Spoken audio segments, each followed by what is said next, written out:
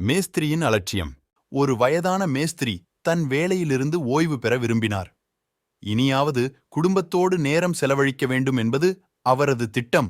முதலாளியான கான்ட்ராக்டரிடம் இந்த முடிவை அவர் சொல்ல, தனது நீண்ட கால ஊழியர் ஓய்வு பெறுவதில் கான்ட்ராக்டருக்கு லேசான வருத்தம். சில நிமிடம் யோசித்த அவர், எனக்காக ஓர் உதவி செய்ய முடியுமா?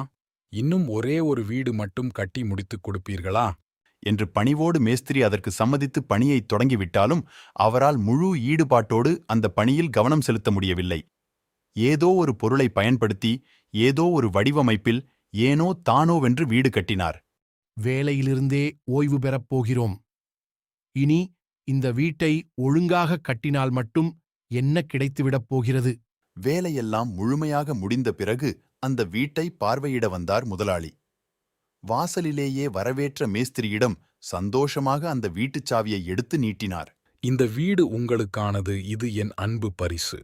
எங்கள் நிறுவனத்தில் இத்தனை நாள் வேலை செய்ததற்கான வெகுமதி. சாவியை வாங்கிக் கொள்ளுங்கள். என்ன கொடுமை! இந்த வீடு எனக்குத்தான் கிடைக்கப் போகிறது என்று தெரிந்திருந்தால் இன்னும் மூளையை கசக்கி எப்படியெல்லாமோ டிசைனாக கட்டியிருப்பேனே. இருப்பதிலேயே உயர்தரமான பொருட்களை பயன்படுத்தியிருப்பேனே. அநியாயமாக ஏமாந்து போய்விட்டேனே. இவ்வாறாக கூறி மேஸ்திரி வருத்தப்பட்டார். Thanks for watching. For more videos like, share and subscribe.